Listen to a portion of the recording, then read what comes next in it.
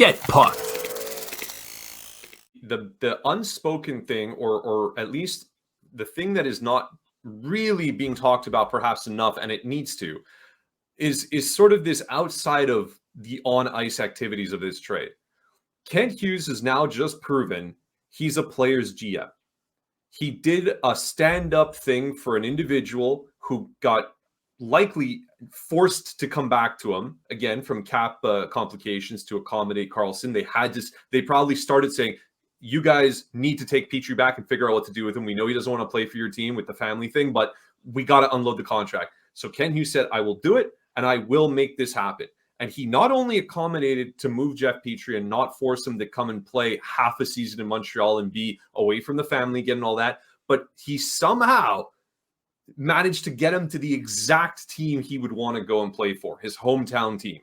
So he gets to go home. So I know that a lot of this stuff, you got to sit back and say, listen, hockey's a business, and maybe he could have gotten more from somewhere else, potentially. I would argue that there wasn't much to get for Jeff Petrie at this point, and what they got was decent enough. But I also like this extra little chaser to the trade, that going forward, this isn't like somebody did the analogy. I wish I would have taken the name. And again, I apologize. And if anybody knows who actually wrote this, please let me know so I can give them the credit. But somebody said, if you look at this, this changes the entire landscape of how Montreal and the organization is perceived, from the previous regime who said, if you want loyalty, get a dog, to this. This was a guy who did another guy a solid. This is a GM who did a player a solid, got him to a place he wanted to play for, managed to get something back. Bit of a project. Maybe it works out with Lindstrom. Maybe it doesn't. But frankly, he needed to move the contract out. He retained $2 million. Cap is going up. It's very negligible. And overall, this bought a lot of goodwill across the league, in my opinion. And that is something that, in particular, Canadian markets need to have. I think that's just adding, the icing on the cake, right? Like, it's Absolutely. just a bonus. I still look at it as the assets that came in overall was a very good deal. I know that it looks underwhelming based on just seeing Lindstrom and a fourth, and typically people don't even know who Lindstrom is. So that kind fair. of makes that feeling of it being underwhelming even more so. But again, at the end of the day, bye Hoffman. And now if there's a way, somehow, some miraculous way, he could move Joel Armia, then this was a completely successful offseason for Kent Hughes. It was the summer of Kent, if he does that. I won't hold my breath. No. But all this to say, if there's any player in the Montreal Canadiens that's currently on the roster who's not happy, and I still say he's going to go through waivers if he doesn't get moved for a very late pick of some sort, or our favorite future considerations, would be Chris Weidman. He moves down the depth chart even more than he already was at, right? He's a right-handed defenseman, and now when you're looking at the right-handed side, he's gonna go lower down. Like, so he's the person that got affected the most by the Lindstrom acquisition. But I think he knows what his spot is. I think he's fully aware. It's not like he's like, oh my God, I lost my spot.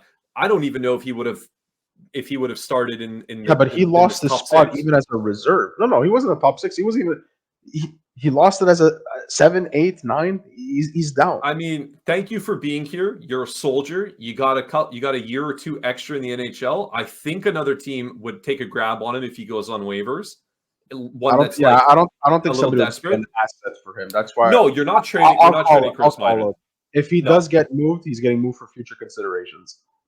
Maybe. If that, I can easily see him going on waivers and possibly being picked up. I mean, now it's just too many spots. But either way, his cap. Or he goes. Yeah, or he goes. See, I'm just saying, I think he's a serviceable 7th guy, and we have a 7th guy now that is more serviceable than him, and that makes him expendable, to your point. So he's probably going to go elsewhere as well. And of course, the summer's not over, and the trades are still going to happen, because when we now look at the other elephant in the room, the goaltending, we heard that Kent Hughes spoke to DeSmith, told him, sit there, chill. We're working on something, like you mentioned earlier.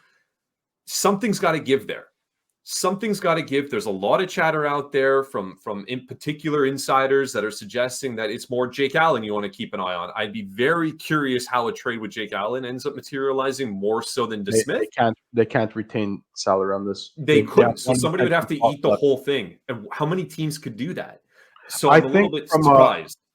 from well, in terms of where the Canadians are today, ideally they would want to move Jake Allen, because of his cap, his term, and we spoke about this in the last episode. I That's just don't see an appetite for Jake Allen right now. Maybe he wants to move. Maybe I feel like he might be one of those players right now that he wouldn't mind moving if a trade could be made that betters the Montreal Canadiens and gives him a chance at a Stanley Cup again. But at the same time, I feel like he wouldn't mind staying either. Yeah, I think you're absolutely right there. I don't think he's knocking on the door saying, "Hey, move me." But I also think, to your point, if he ends up going to a team that could potentially make a run and he's the backup, yeah, he'd welcome it. I think he would take a shot on that for sure. But at the same time, I don't see a lot of teams that have an appetite for that kind of contract to come in as a backup. But we spoke about this last episode too.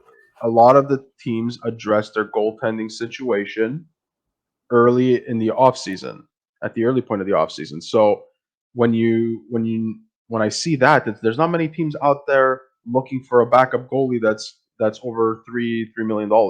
It's going to be tough to move that.